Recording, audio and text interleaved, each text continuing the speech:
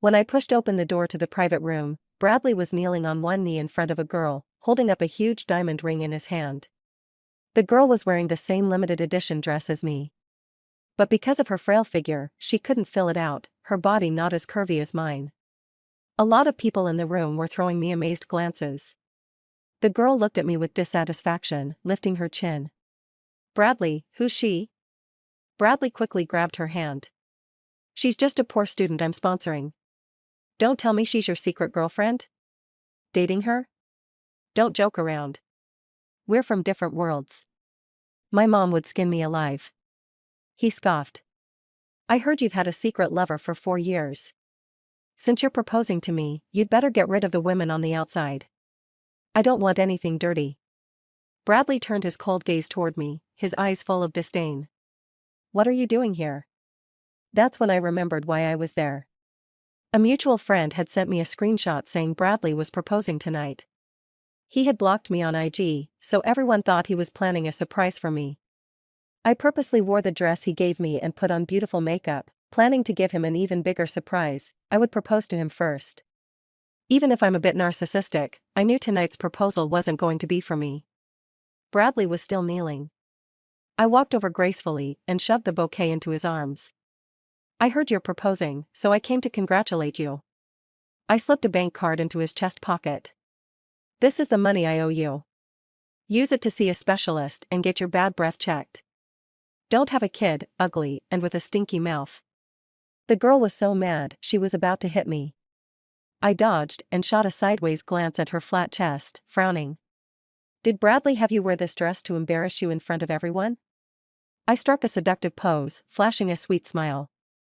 The girl's eyes immediately dropped to my bust, and her face turned red with anger. "Bradley, didn't you say there were only 2 of these dresses?" I laughed softly, flicking my fingers. "You have one, I have one. Isn't that just perfect?" Her face went green, and she slapped Bradley across the face. Bradley lost his balance and fell to the ground. The private room was in complete chaos. I waved my hand and left. I didn't stop walking until I was far away, making sure no one saw me. Then I sat down by the side of the road and cried like a fool. Bradley had indeed sponsored me, but we had been in a relationship for 4 years. Because of our differences in status, I didn't want others to think I was after his money, so not many people knew about us. I didn't expect this would give him the perfect excuse to cheat. 4 years of my youth, completely wasted. I even dressed up in a showy outfit to propose to him. Thinking about it made me feel so embarrassed. I was crying so hard I could barely breathe when suddenly I got a call from my boss. Kyle's deep voice came through. "Linda, come to the office now.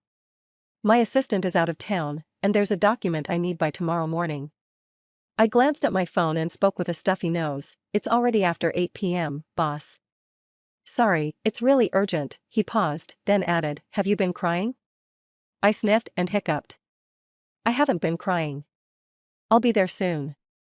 Working class people don't have time to feel sorry for themselves, so I wiped my face and hailed a taxi.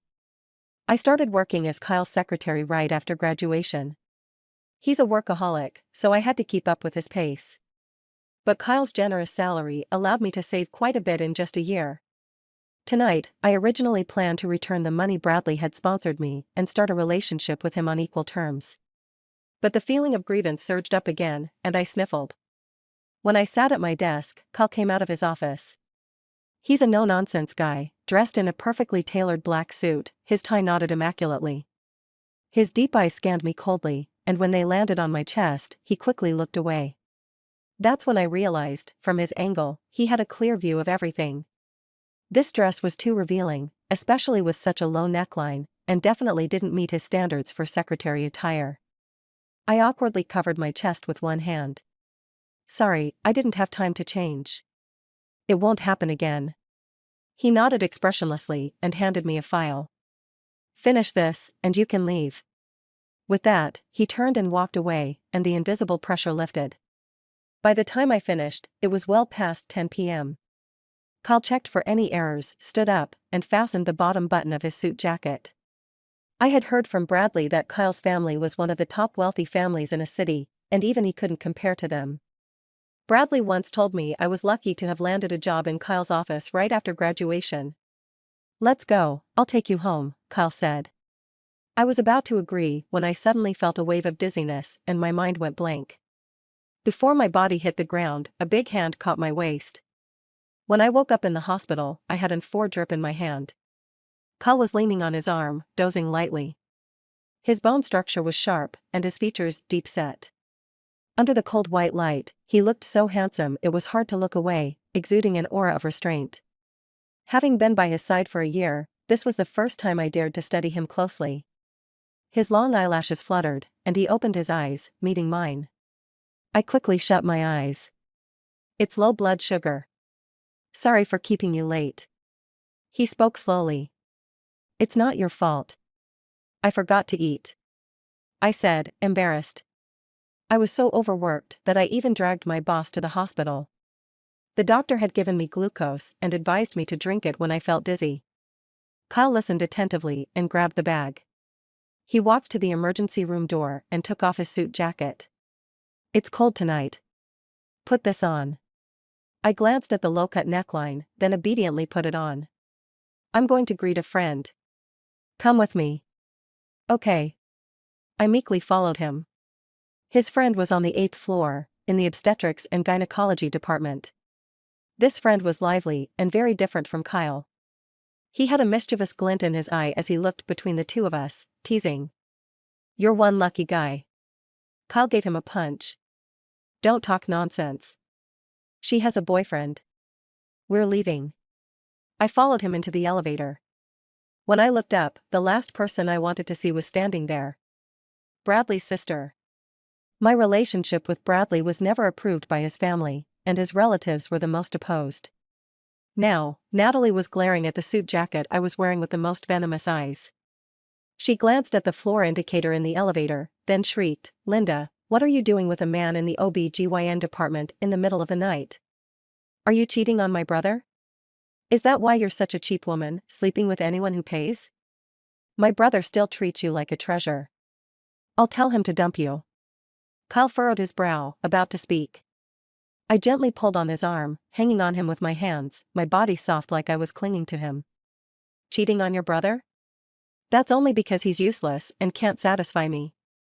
Go back and tell Bradley to check his own body at the hospital. The elevator reached the ground floor. Don't thank me.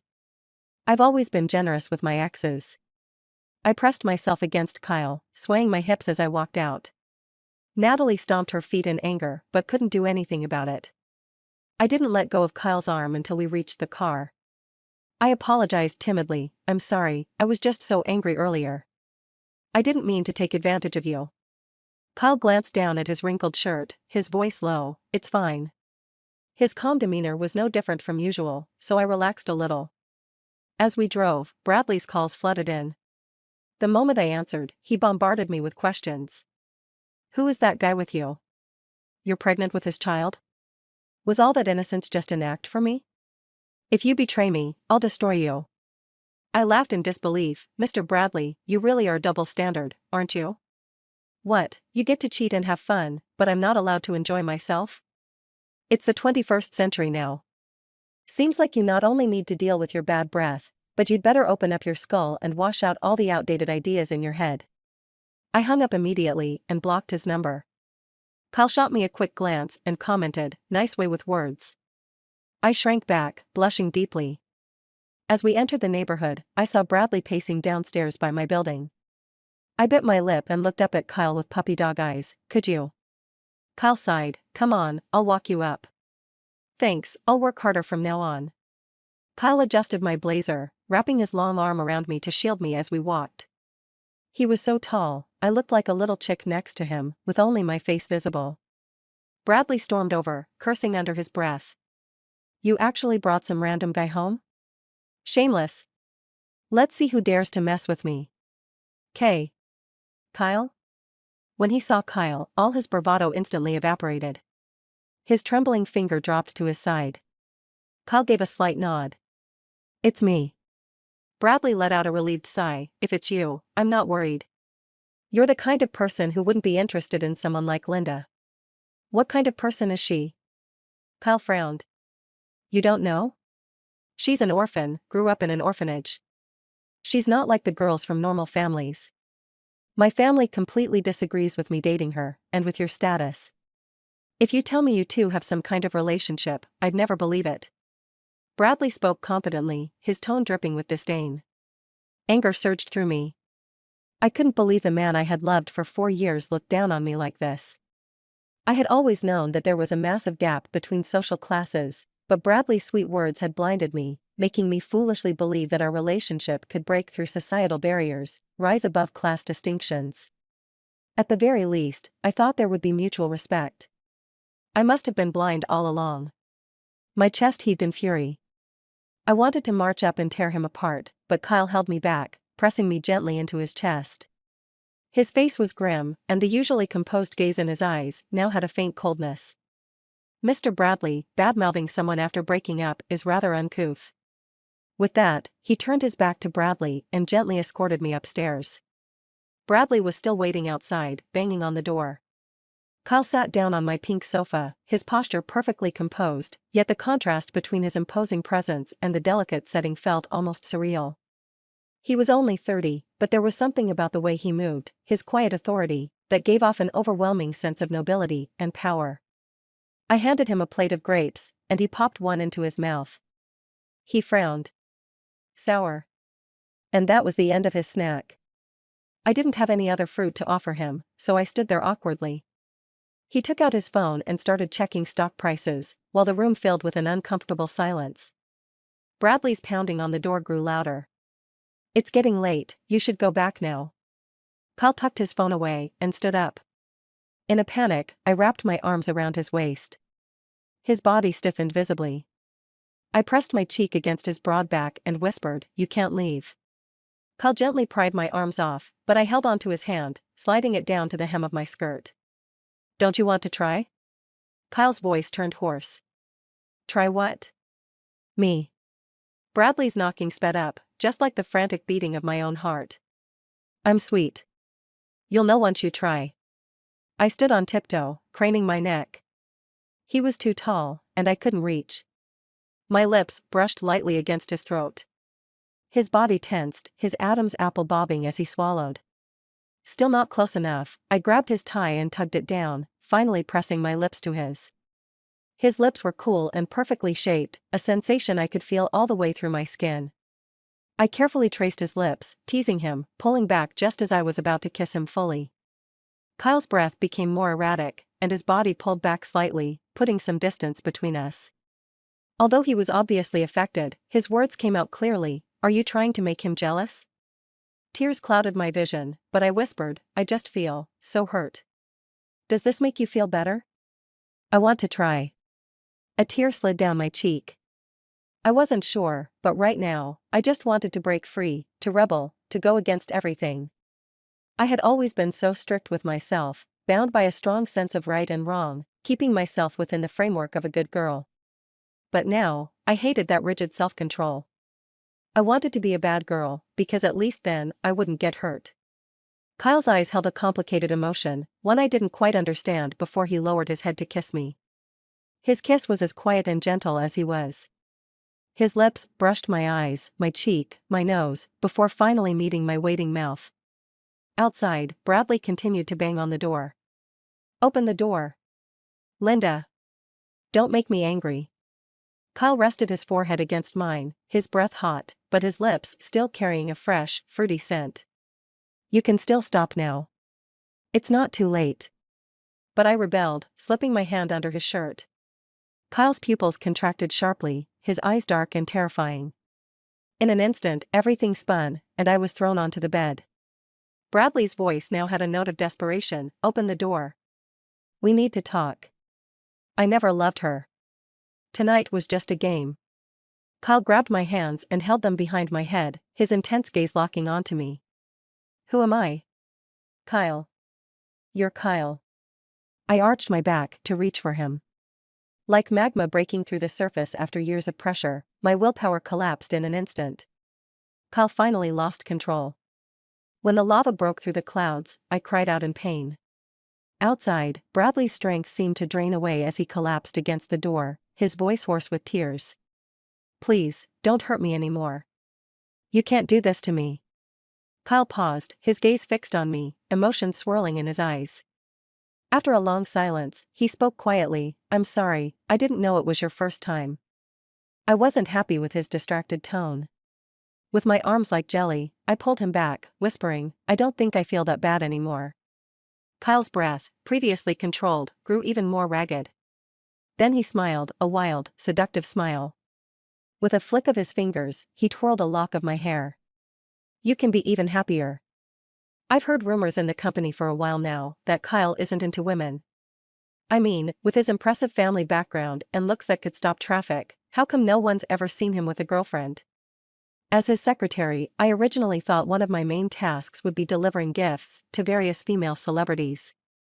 But that's not it. Kyle's personal life is as clean as that of a monk. At one point, I even wondered if he had plans to leave everything behind and become a monk. But now, all those thoughts have been completely wiped away. The Kyle from last night, he was relentless, taking again and again, never seeming to tire. The desire in his eyes burned through the night. Later, when I was crying and trying to push him away, scratching, kicking, anything I could do, he just kept patiently kissing away my tears, his voice low and full of patience. "Open your legs, my sweet."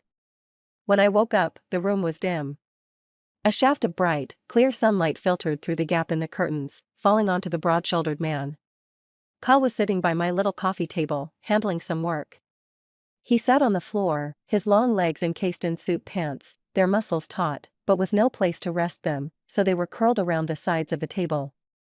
When he looked at documents, he liked to wear a pair of gold-rimmed glasses, which softened his harsh demeanor and gave him an air of a charming but slightly disreputable scholar.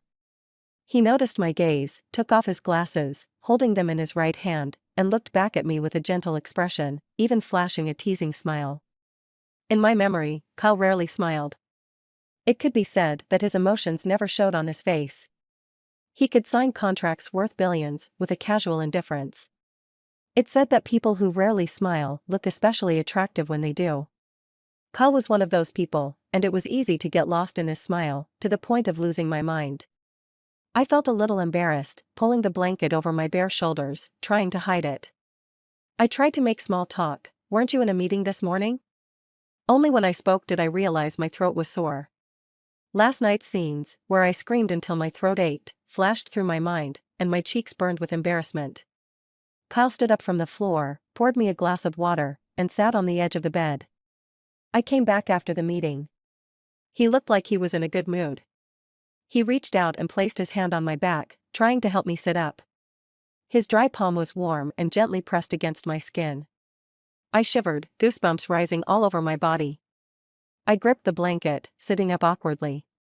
"I can do it myself." But I was so exhausted that I almost leaned into him.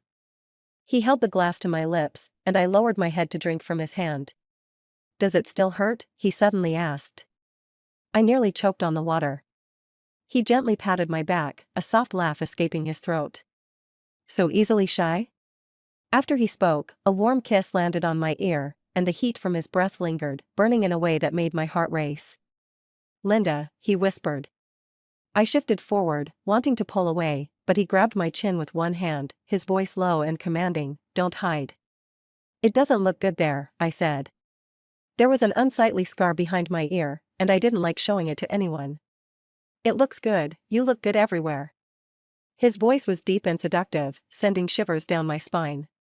"Want some more water?" I shook my head. He set the glass aside. "Then focus." Suddenly, he bit my earlobe and asked, "Take it off, all right?" I couldn't control the blush rising on my face. It was more than just shyness, it was embarrassment and shame.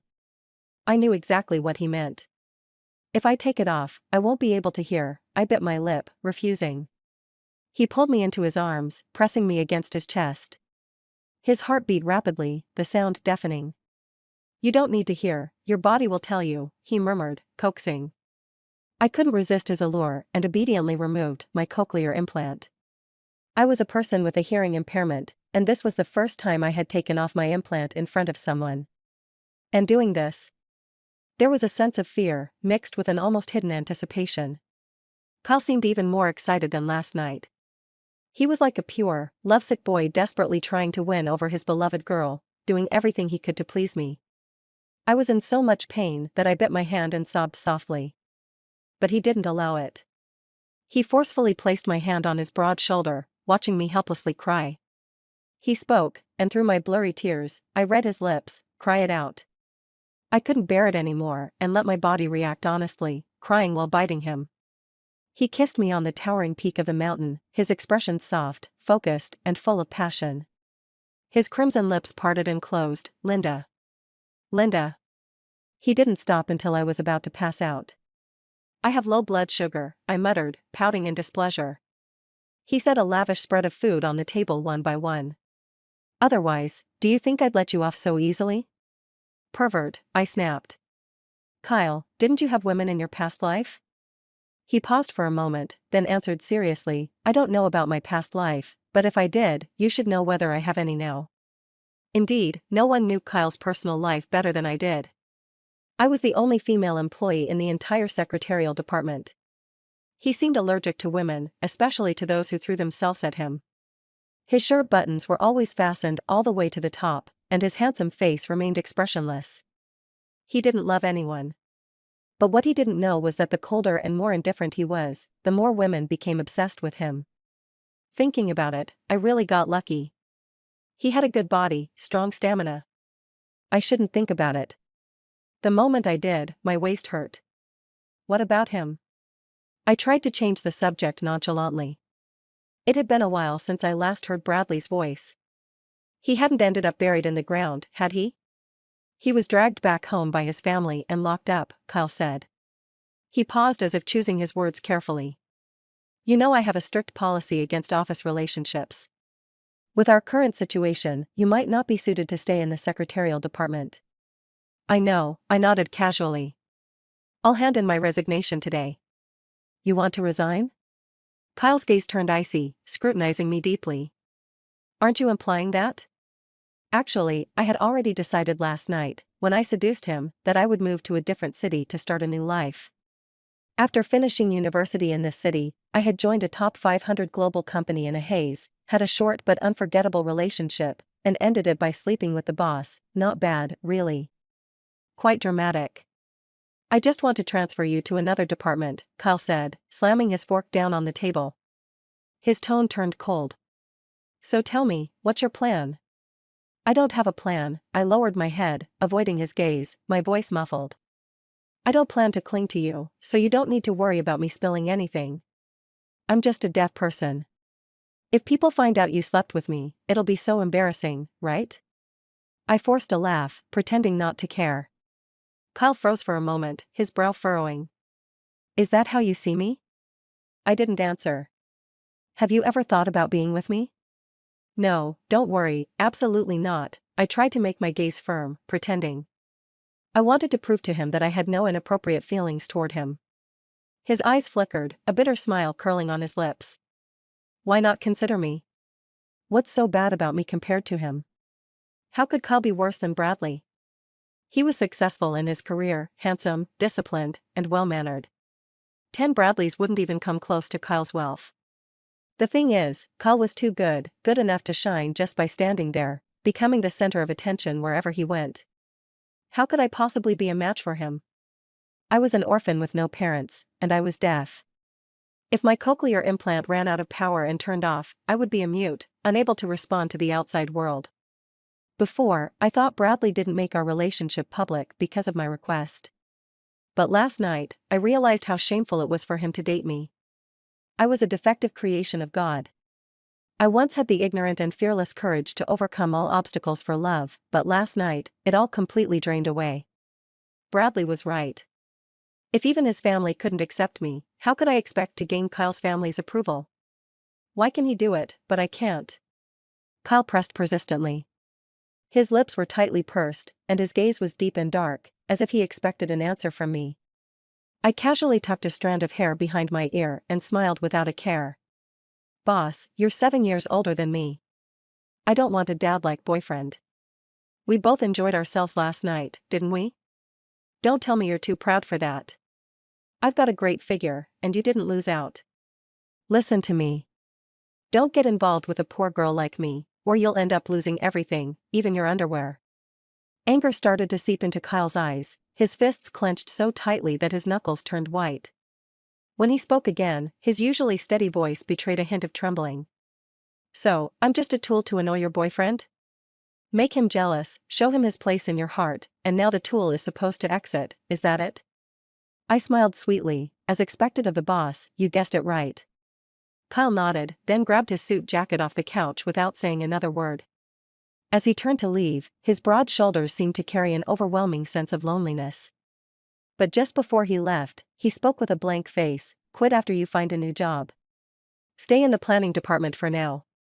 Before I could even say thank you, the door slammed shut behind him as he walked out.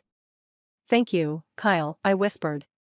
To be honest, I had no idea where I was supposed to go or what kind of job to look for.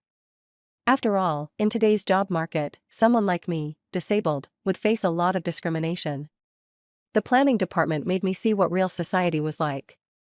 Here, people were constantly scheming against each other, full of suspicion and endless internal conflict. At first, everyone thought I was one of Kyle's trusted insiders, so they treated me with kindness. But once they realized I had been sent here as punishment for offending Kyle, their tone turned mocking. I humbly asked, "Excuse me, what does this data column mean, Miss Olga?" Olga feigned surprise, "You were once the president's secretary. You don't even know this?" A male colleague eagerly came to my defense, "She's not from our industry, it's normal that she doesn't know." Just as I was about to thank him, he suddenly leaned in close to my ear, his arm casually draped around my shoulder, and asked, "How did you make it into the president's office back then?" You should know, since Kyle took over, he's never hired a female secretary, and with your qualifications, you. He pointed at the external device attached to my ear. I stepped back a few paces, trying to distance myself from his foul breath. I wasn't going to answer his question, so I quietly packed my things, preparing to leave. Miss Olga let out a snort and said, "What do you think it was for? Haven't you figured it out?" She then purposely pushed her chest forward. Her posture was both fake and sleazy. Everyone burst into laughter. I sat at my desk, sighing. So this is what the real workplace is like. Back when I had questions, I would simply knock on the president's office door and ask Kyle. He was always so busy, but he'd give clear, concise answers without ever brushing me off. He never mocked me, and he never tried to take advantage of me. It made me believe that the whole company operated with mutual help and respect. But now I wasn't so sure why Kyle even took an interest in me.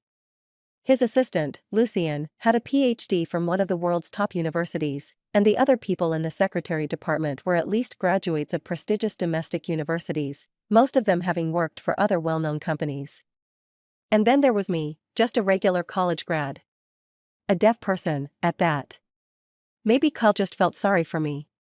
But that didn't quite add up, there were so many people who were worse off, yet he didn't show kindness to everyone. Looking around the entire building, I was the only disabled one. Oh, I get it now. Suddenly, a light bulb went off in my head. He probably thought I wouldn't have the guts to go after him like other women, because he didn't find me attractive, so he didn't care. Normally, when you finally figure out something that has been troubling you for a long time, you should feel relieved. But why did my heart feel so heavy instead? When Bradley appeared, my chest felt like it was about to explode. He blocked my way as I was about to leave, his voice cold, "I really underestimated you." I was so full of anger that I couldn't hold it in anymore, and now this person was practically offering himself up. Underrate me? That's your problem, who told you to look down on me? Bradley gritted his teeth and let out a long sigh. Forget it, I can't argue with you. Linda, I was actually planning to come find you sooner, but I only got around to it today because my mom locked me up. Is being a mama's boy something to brag about? I raised an eyebrow. I just got out, and here I am. Linda, I really miss you. Did you miss me? How could I not miss you? We've been together for 4 years. I said with deep affection. Bradley's smile spread across his face. I quickly changed the subject, so every time I pass by the funeral home, I think the one who's dead is you. When you suddenly show up today, I thought you were coming back from the dead. Bradley's hand trembled, you're being so harsh. Does Kyle know? Of course. He was right there when I told you your manhood didn't work. The anger I'd been holding back for so long exploded all at once. This should definitely be the kind of pressure that won't lead to breast cancer. Linda, that proposal was forced by my mom. The girl's father holds a lot of power, and it would help my family's business. I don't like her at all. But you're still going to marry her, right? Bradley shifted his gaze, unable to meet my eyes. So why are you here today? Even if I marry her, we can still be like we used to. I really like you. If it weren't for you not helping my family, why would I marry someone I don't like? Bradley said shamelessly. Oh, I see. What you mean is, after you get married, we can continue our secret relationship. Our love is real, we don't need to worry about those fake wedding ceremonies. You'll keep giving me all kinds of money, and where else could I find such a good deal, right? Exactly. Kyle's status makes it impossible for him to marry you. I'm the best option for you. I'm glad you finally understand.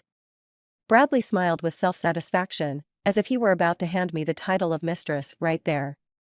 Slap. I slapped him without mercy. Idiot. I turned and walked away. Bradley stood there stunned, then reacted after a while, shouting at me viciously, Linda, if your colleagues and friends find out you've found a better protector and dumped the boyfriend who paid for your surgery and tuition, what do you think they'll think of you? I froze for a moment. Turns out, after being lovers for so long, he knew exactly where my weakness lay. It was you who cheated first. I slowly turned around, looking at him in disbelief. And I already paid you back all the money you spent. What else do you want? 30,000 for the cochlear implant. 30,000 from 15 years ago, does that amount mean the same thing as 30,000 now? And the money for speech therapy, if you hadn't gone through it at the right time, you wouldn't even be able to speak now. Do you think you can ever repay this debt in your lifetime? I staggered backward a few steps, all the strength drained from my body, and an endless sadness surged from within. How did I survive that drunkard back then? A person like me, still wasting money on treatment. And in the end, I was blackmailed, forced to spend my whole life repaying this debt. I forced a bitter smile. How about I just give you my life? I've had enough of living anyway. Bradley's eyes widened in fear. He seemed genuinely flustered, his words stumbling. I didn't mean it like that. I just don't want to lose you. I love you so much. I want to keep you by my side. Don't even think about it for this lifetime. I spoke with a calmness that came from seeing through life and death, my tone indifferent. My life's right here. If you want to take it, just say the word. I won't hesitate for a second. Bradley was startled. He reached out to touch me, but stopped, afraid to do so. I yanked the hearing aid from my ear and threw it into the trash. The world fell silent. Everything I wanted to hear, everything I didn't, could no longer be heard. Bradley panicked. He rushed to the trash can, a man who always cared about cleanliness, now oblivious to the foul stench, digging through it frantically. I didn't bother to watch, resolutely walking away. Bradley placed the cochlear implant at my doorstep, but I didn't take it. If he insisted, I'd cut open the scar behind my ear, take out the hearing aid implanted there, and return it to him. He later cried in desperation, trembling as he slid a note under the door, I'm sorry. Please don't torture yourself like this. I'll never force you again. Seeing you like this hurts so much, I can't bear it. I tossed his note into the trash. Without the cochlear implant, I could only communicate with others by gesturing and writing. The people in the planning department looked down on me even more. But strangely, I felt a peace inside. This, it seemed, was the world I was meant to live in. This was the treatment I deserved. But then, one morning, when I arrived at the office, everything seemed different. Miss Olga was transferred to another location, and the male colleague who had harassed me was fired. Everyone started being polite to me again. They smiled at me in a flattering way, trying to show how close they wanted to be. I wrote a note and stuck it on my computer, don't pity me. They awkwardly smiled and left. By the end of the day, a freshly graduated girl handed me a note, they're not pitying you. Someone from the CEO's office came today, and all the people who made things hard for you have been punished. You have someone protecting you now, and everyone's jealous of you. I blinked, writing back, who came? Lucien. No one will dare say anything bad to you from now on. Lucien? He was Kyle's right-hand man. Did Kyle send him?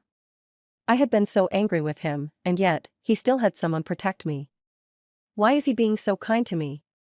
I felt guilty. I'd said some harsh words to Bradley and never regretted it. But when I thought about the words I had intentionally said to Kyle that day, I felt deeply ashamed. Probably no one else dared to speak to him like that. The girl sent another note, "You haven't been looking well lately. You should see a doctor." I really hadn't been feeling well. I didn't want to eat, had no energy for anything, kept forgetting what I wanted to do, and was always waking up from nightmares at night. I might as well go see a doctor. Living for today didn't really contradict dying tomorrow. You're pregnant. Take this test result directly to room 1 in the obstetrics and gynecology department. The female doctor in front of me wrote this on a note. She had a kind face, and her eyes were filled with sympathy as she looked at me. I was completely stunned. I was pregnant? That one night of madness had left me carrying Kyle's child? But those 2 days were my safe period. I thought I didn't need to take any pills, I wrote. Poor child, the safe period doesn't mean absolute safety, the doctor replied. I knocked on the door of room 1 in the obstetrics and gynecology department in a daze. The doctor sitting behind the desk looked up, and to my shock, it was one of Kyle's friends. The same friend Kyle had introduced me to that night. He squinted his eyes with a flirtatious smile and mouthed, "It's you." I nodded, pointing to my ear and waving my hand. He froze for a second, then wiped the smile off his face, asking, "You can't hear?" I nodded. He took the report from my hands and wrote on a note, 7 weeks pregnant. Do you want to keep the baby? It was Kyle's child. Of course, I couldn't keep it. Forget the baby, if his family found out, my life would probably be over anyway. I shook my head and wrote, I don't want to keep it. His expression faltered for a moment, then he wrote, Do you want to discuss it with your boyfriend? I shook my head indifferently and wrote, No need. He paused for a moment, the sooner the abortion, the better for your recovery. Today. I wrote directly. He didn't expect me to be so resolute, and was left speechless, then laughed a little. It's rare to see someone so calm. I'll arrange for you to be admitted today, surgery tomorrow. He quickly wrote out the admission form and handed it to me. I looked down at it, and when I saw his signature, I froze. I couldn't control my hand as I stared at this handsome man in front of me, trembling as I wrote, Your name is Martin? He looked puzzled at my reaction and wrote, My mom gave me this name. Is it bad? Should I change it? I stared at his face, seeing nothing unusual. Then I wrote, Someone has been sending me money since I was 9. The account name was Martin. As soon as I wrote it, I shook my head, dismissing the thought. How could it be him? The person who had been supporting me was Bradley, and his online name was Martin. I must have been confused. I smiled awkwardly, crossing out that line and writing again, It must just be a coincidence. Sorry for the trouble. Just as I stood up, Dr. Martin suddenly placed his hand on my shoulder. He wrote passionately on the note, You're that Linda, the mute girl? He finished writing, then immediately tore it up and wrote again, You grew up in the XX orphanage, Linda? He really knew me. Tears welled up in my eyes, and I curled up, crying uncontrollably. All this time, Bradley had claimed that he was the one who contacted foreign doctors to arrange my cochlear implant. He had even arranged rehabilitation for me and sent me living and tuition money every month until I graduated from university. Bradley's online name just happened to match the name of the person who had been sending me money. But something always felt off, because it seemed like he didn't really understand cochlear implants. Every time the topic came up, he'd quickly change the subject. I thought maybe he just didn't want to brag. But it wasn't him at all. I cried, my shoulders shaking, feeling like there was someone out there, someone with a faint blood connection to me, and I had been searching for so long to find him, to prove that I wasn't a tree with no roots. Today, I finally found him. Like a bird with broken wings, finally finding a place where it would never be abandoned or rejected. Martin had pulled me out of the silent world, supporting me for 15 years. To me, he was my safe haven. Thank you. I've finally met you. I grinned, smiling like a fool. He waved his hands desperately, and I thought he was saying I didn't need to thank him.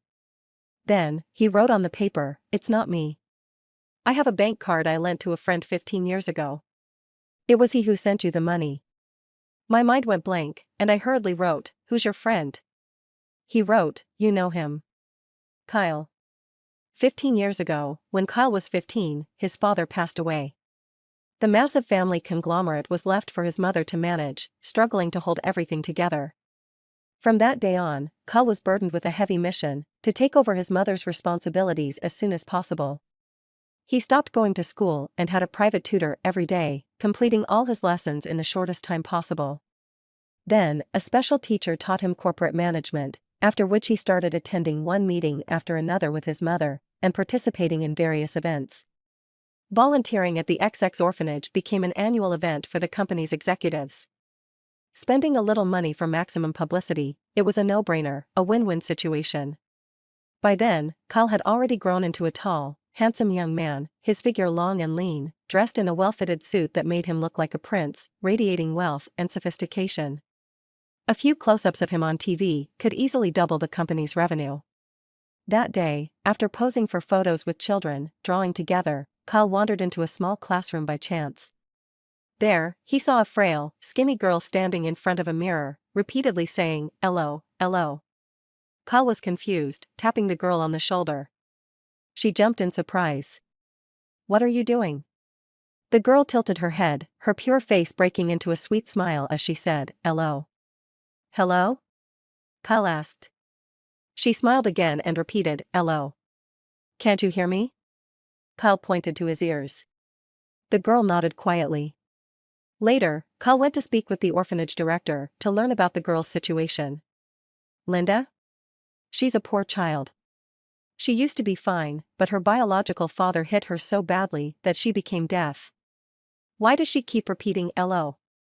Kyle asked. "She's postlingually deaf. She can still remember some sounds, but after more than 3 years of being deaf, it's hard for her to speak properly." "Can't she wear a hearing aid?" "A hearing aid wouldn't work. They say she could wear a cochlear implant, but that costs hundreds of thousands, and our orphanage can't afford it." At the time, even for Kyle, that was no small amount of money. Kyle told his mother he wanted to help this girl. His mother immediately rejected it. "Remember your mission. Everything you do should benefit the company. Think about your father, don't let him die in vain." His father had died due to internal company strife, and whether or not he had peace, Kyle didn't know. But what he did know was that the cat he had raised was thrown off a rooftop by his mother, and that poor creature never had peace. Kyle compromised on the surface.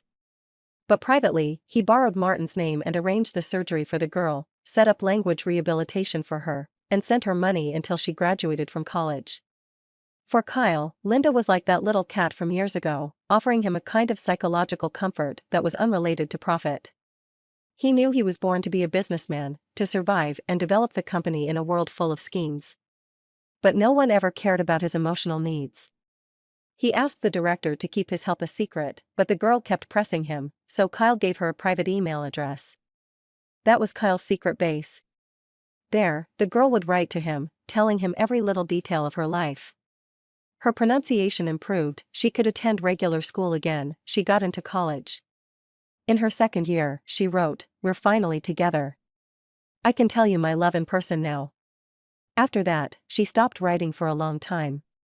Until one day, she said, "Sorry, even though you're right here, I always feel like you're a stranger. Sigh, I shouldn't have doubted you. As punishment, I'll be doubly good to you." Her letters stopped again. Near graduation, she sent another email, "Job hunting is so tough, especially for a girl like me with a disability. I feel so powerless, not knowing where I'll end up. But I've got a funny story for you. Today I applied for a position at a big company. If anyone finds out, they'll definitely laugh at me. Alright, I'll just laugh at myself first." Half a month later, she sent another message, "I actually got hired by Shao Corp. They offered me a position directly in the CEO's office as a secretary. Is this the eighth wonder of the world? Does your email have some kind of magic?" After leaving the hospital, I did 2 things. The first thing was to log into my mobile banking app and confirm that Bradley hadn't withdrawn the money I gave him. I quickly emptied my account. Then I sent him a message, "You big idiot, I wish you a life of poverty and unrequited love, surrounded by misfortune, with beautiful women everywhere but no one who truly cares about you. May you be fed by someone, pushed around in a wheelchair, suffering in bed every night but live a long life. May you have a fortune but no cure. May you be hurt everywhere I can't see, with no warm sun in winter and bedsores in the scorching summer." The second thing was to post on Instagram, "My ears are hurting. I wonder if I'm going deaf again." Bradley replied instantly, "Didn't I pick up your cochlear implant for you? You still can't hear?" Then he added, "Why are you suddenly sending me a message cursing me out?" I ignored him. I opened Kyle's chat window, and finally, the message at the top showed, "The other person is typing. Kyle, isn't it time for your cochlear implant to be adjusted?" Me, "The doctor said the device is too old and is breaking down." Kyle, "But didn't they say it lasts for 70 years? It's only been 15 years. Me, "The doctor said the surgery had issues." This time, Kyle called immediately. "How could there be a problem with the surgery when we hired the best specialist at the time?" "I'll contact them right now. Don't panic. Stay home and wait for me. Don't go anywhere, okay?" There was an unprecedented panic in Kyle's voice. When I didn't answer, he anxiously called out, "Linda? Can you still hear me, Linda?" Tears silently fell, like beads from a broken string. My lips trembled, wanting to say something, but the overwhelming pain stopped me. I couldn't say a word. "Linda? Can you hear me?" Kyle shouted louder. I sobbed for a while before answering, "I can't hear anymore." I hung up the phone and buried my face in the pillow, crying uncontrollably. Kyle arrived quickly. He pounded on the door, and was about to kick it open. I opened the door and saw his bloodshot eyes, and the tears I had just managed to hold back came pouring out. "Kyle." I cried as I threw myself into his arms. His body stiffened, his hands unsure of where to rest. He had turned back into the cold CEO, not the Kyle who had kissed away my tears while doing bad things to me. "I can't hear anymore, no one wants me." I sobbed pitifully. His hand, which had been raised, finally settled on my back, gently patting me. His broad shoulders enveloped me, and I pressed my face against his chest, feeling an overwhelming sense of security. He said with deep concern, "How could no one want you? As long as you don't mind me being old, I'll take care of you for the rest of your life, treat you like a daughter, like a kitten. I'm deaf. No man will love me. I'm destined to grow old and alone." Kyle pulled me tighter into his embrace, his voice low and affectionate, "I will love you. I will love you forever." I tilted my head and hit him, "I can't hear what you're saying. Can you kiss me?" Kyle pressed his lips together and turned his face away. "See? You don't want to kiss a deaf person." The next moment, Kyle's kiss poured down on me. He kissed my lips, my nose, my eyes, and finally, he brushed my ear with his lips. I pushed him toward the bed. He looked reluctant. "What happened last time was a mistake. We can't." I shouted, "I can't hear what you're saying, but my heart hurts. Only you can make me happy." In a desperate rush, I tugged at his clothes, my hands running wildly over his body, teasing him without any method, wanting to get even closer. Soon, his breathing became uneven. He gritted his teeth and muttered, "You bad woman, always teasing people, so irresponsible. Now you're deaf and even more unreasonable." Did he think that just because I couldn't hear, he could call me a bad woman? Furious, I reached out and pinched his mouth. Kyle grabbed my hand, but instead of pulling it away, he sucked my fingers into his mouth, kissing them softly as if to comfort me. "I'll give you everything, just be a little gentler." I obediently withdrew my hand, letting it slide to his throat, covered in his saliva. Kyle's body tensed up instantly, growing hot, his breath coming in harsh, deep gasps. The desire in his eyes was overwhelming. But he still struggled to hold back. "Just let me suffer," I thought rebelliously, trying to break free from his grip. The next second, he rolled over, finally taking control, his voice rough as he said, "You won't suffer more than I do." My hair was damp with sweat. After the shower, Kyle held me in his arms, patiently drying my hair. Because I couldn't hear, he talked more than usual. "I swear I'm done for in this life. Just you frowning, and I can't stop worrying about you. Do you know? I used to worry every day about you being discriminated against at school. Every time I saw news about bullying, I would break into a cold sweat. Then when you started dating, I began to worry that a boy might hurt you, and what if you got hurt somehow? Later, when you started working, I worried about workplace bullying. I tried to keep you close, to watch over you, to personally teach you. I just wanted you to be able to live independently if something ever happened to me, and I couldn't protect you anymore. Am I your daddy? He asked, pinching my face in mock anger. But a smile full of affection tugged at the corner of his lips. I smiled innocently at him. Wait, if I were your daddy, I'd be a pervert by now. Kyle laughed, shaking his head. He poked my forehead, clearly frustrated. You said you weren't looking for a daddy-type boyfriend anymore, and here I am, warming your bed. Linda, you're just a heartless woman. I glared at him. He smiled warmly, his lips curling up, but his words didn't match his expression. What are you staring at? Want me to smack your butt? Was Kyle schizophrenic? I laughed, cuddling up to him, feeling more peaceful than ever. Kyle continued running his fingers through my hair, when suddenly, my phone rang. I saw Martin on the screen, and my eyes widened in surprise. Since I was deaf, Kyle put the phone on speaker and tossed it on the table, pulling me into his arms and kissing me. Your little secretary came to see me today. She thought it was me helping her all these years, so I told her about all your good deeds. Kyle looked down at me. I lowered my head, not daring to look at him, wanting to run, but his grip tightened, making me feel trapped. His lips left my neck, and he asked slowly, if I remember correctly, you're in obstetrics and gynecology? Yeah, she's pregnant with her boyfriend's child. She came today for a procedure, but I've already prepared the admission papers. Then she said she wanted to talk it over with her boyfriend first. Pregnant? Kyle's eyes flashed with surprise. 7 weeks along. Kyle coughed lightly and cleared his throat. Can she still have bedroom activities in the early stages? Not recommended. It's best to avoid it in the first 3 months. Why are you asking? Wait, are you into office play? Kyle hung up the phone abruptly. His gaze locked onto my face, but he didn't say a word. The silent pressure from him almost took my breath away. My ears hurt. I cried out, covering my ears. Didn't you say you're deaf? Come on, I'll take you to the hospital and have them check your implant. His voice was cold. His clean, handsome face was expressionless, but his clenched jawline showed he was angry.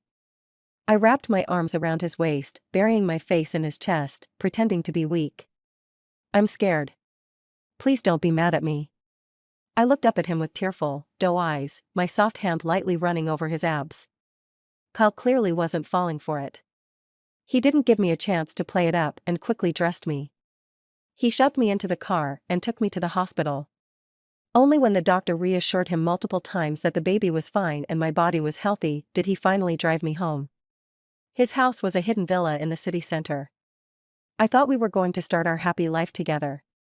But instead, he slept in a separate bed from me. For several days, he ignored me. Had our relationship taken a step forward, or had we taken a huge step back?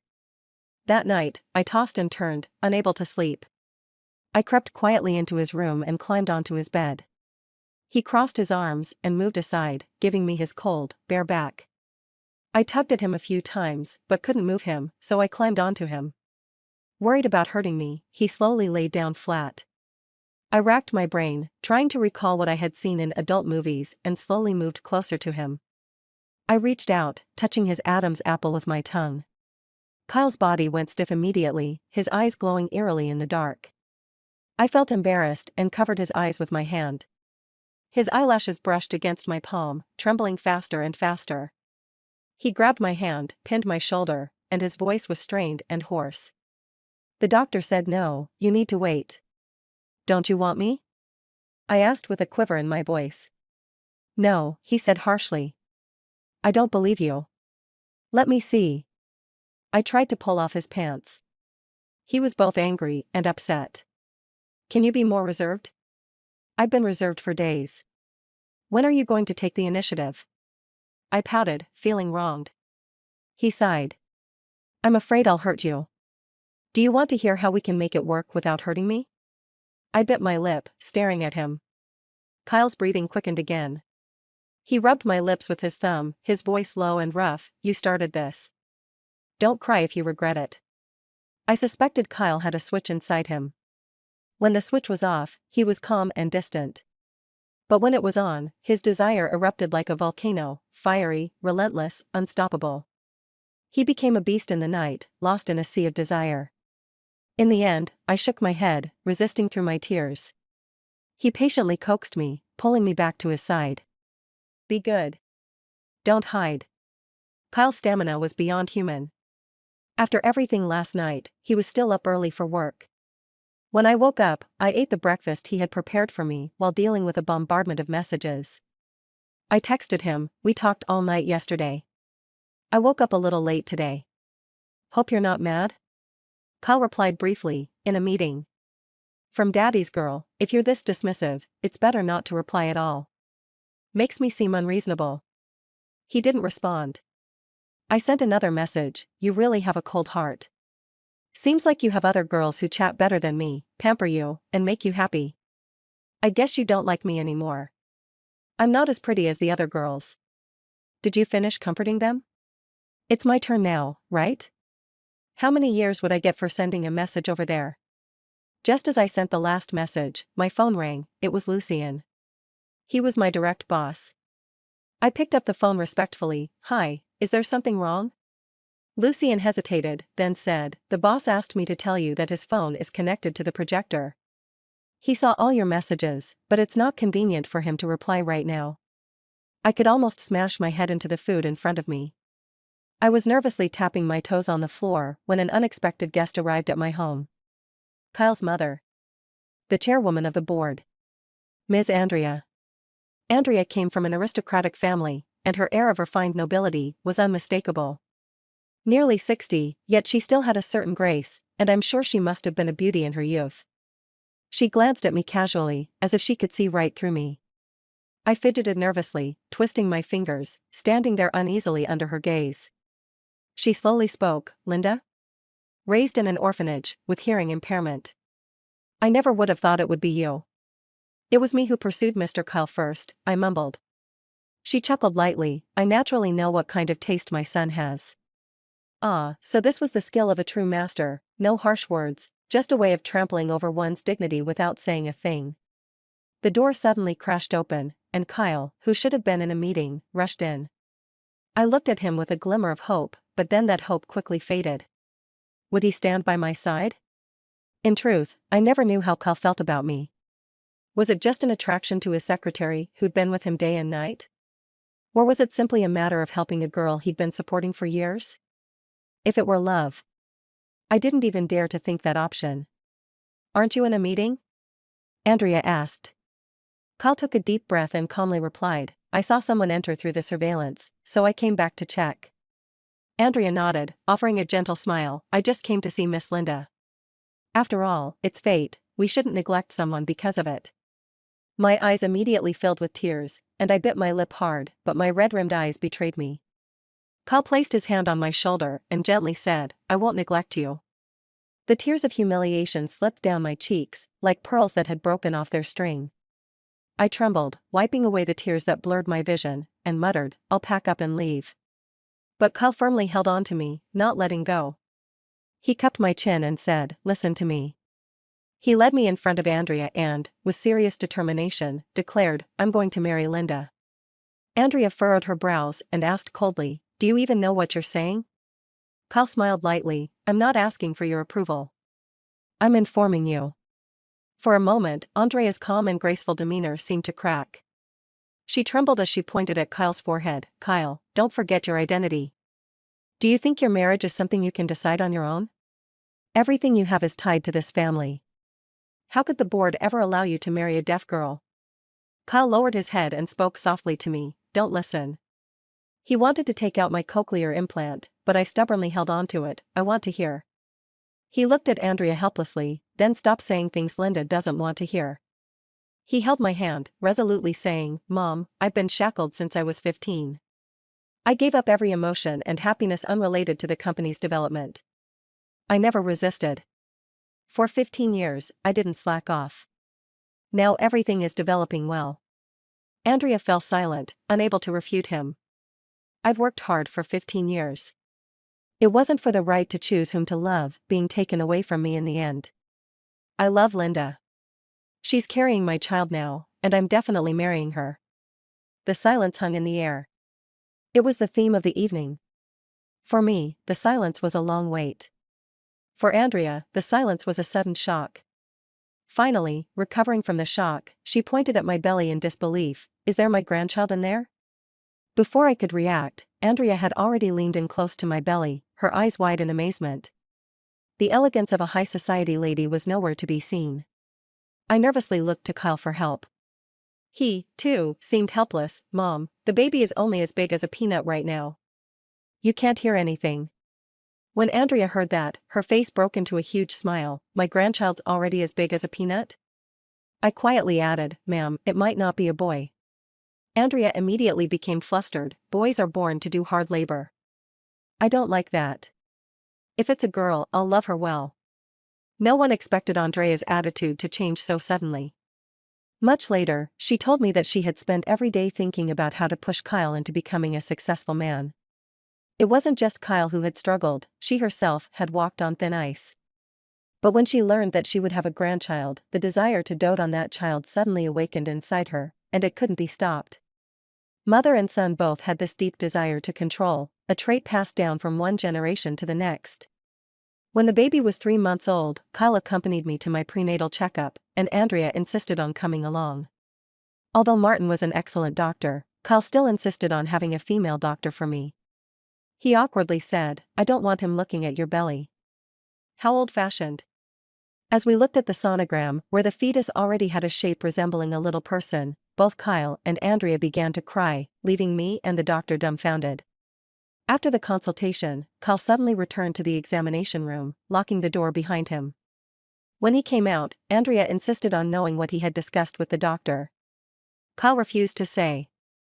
Andrea was getting frustrated. Is there something I'm not allowed to know? Kyle's earlobes turned red, but he remained silent. Furious, Andrea linked her arm with mine and began walking out, trying to form an alliance with me to isolate Kyle. That evening, after Andrea insisted I drink my supplements, she lay her head on my belly, listening intently for a long time, until Kyle finally kicked her out. I played some prenatal music for the baby, and was about to turn off the lights to go to sleep, when Kyle started tossing and turning beside me. I rolled my eyes. Do you have lice or something? He suddenly rolled over, positioning himself above me, his eyes fixed on me. Was he cursed or something? The doctor said it's okay now, he said. Okay? What's okay? I asked, confused. He grabbed my hand and placed it on his abs, rubbing it back and forth. I pulled my hand back as if burned. Don't tempt me into doing something I'll regret. Kyle smirked, his voice low and teasing. Baby, don't you want me? It suddenly dawned on me, so that's what you were asking the doctor about today? Kyle just smiled and didn't answer. He slowly leaned in, pressing his warm, moist lips against my earlobe. My earlobe was extremely sensitive, and I shuddered, curling my body up. Kyle seemed pleased with my reaction, pulling me up by my slender waist. How are you still so thin, even though you're 3 months pregnant? I pinched his waist, marveling at the feeling of his muscles. I gently closed my eyes, savoring the moment, letting Kyle take me on a wild ride through time and space, like I was drunk. Suddenly, Kyle stopped all movement. I opened my eyes, confused, and kicked him in frustration. His eyes were burning with desire, but he stopped, his body tense. Why did you change your online name? I blinked. Daddy's little girl? He smiled. It's just to show that someone will always protect me from now on. No hidden meaning, I said. No hidden meaning? He rubbed his nose against mine, his breath warm and heavy. He leaned back slightly. What did you just call me? Husband? He remained still. Baby? Still no response. I was getting desperate, scratching at his shoulders in frustration. What is it then? The smile on his lips spread wider, as he coaxed me, think again. The laughter in his eyes carried a hidden meaning, a playful edge, and I finally realized. I wrapped my arms around his neck and whispered something impossible to say aloud in his ear. Kyle's body stiffened, a bow drawn tight with powerful energy, so much so that it almost shattered me. This big pervert. How could I ever have thought of him as a gentleman before? Our wedding was grand, and Andrea took care of everything, so I didn't have to worry about a thing. All the influential people in City A came to the wedding. Kyle was busy greeting the guests, while Andrea stayed with me, helping me with makeup and chatting with a few socialites. She's not feeling well, so she won't be standing up to greet everyone. You all understand, right? Ha ha ha, I can't believe how lucky I am to have such a beautiful daughter-in-law. My granddaughter's looks are definitely guaranteed, ha ha ha. Bradley arrived, following his parents. Kyle, who had been smiling so happily, suddenly looked cold and distant, his face like ice as he said, "I only invited 2 people." Kyle wasn't the type to act out on impulse. He genuinely didn't like Bradley. He had once told me, "I don't mind Bradley using my name to pursue you, but if he wins you over and doesn't cherish you, that's something I can never forgive." Seeing the tension in the air, Lucien called me, "Madam, Bradley is here." "Let Kyle take the call," I said. "Baby," Kyle's voice was muffled, clearly upset. "Everyone's already here, it wouldn't make sense to ask them to leave." I didn't save him a seat. He made an excuse, sounding somewhat formal. "Then let him sit at the farthest end," I suggested. "Fine," Kyle agreed reluctantly, but then took the chance to set a condition. "But you'll have to make it up to me tonight." My scalp tingled. Just thinking about how this man was never satisfied left my back aching, my legs sore, and stars flashing before my eyes. "Is it too late to run away from the wedding?" Kyle chuckled softly, "You're mine for life. I suggest you save your energy and not bother." My precious. End of story.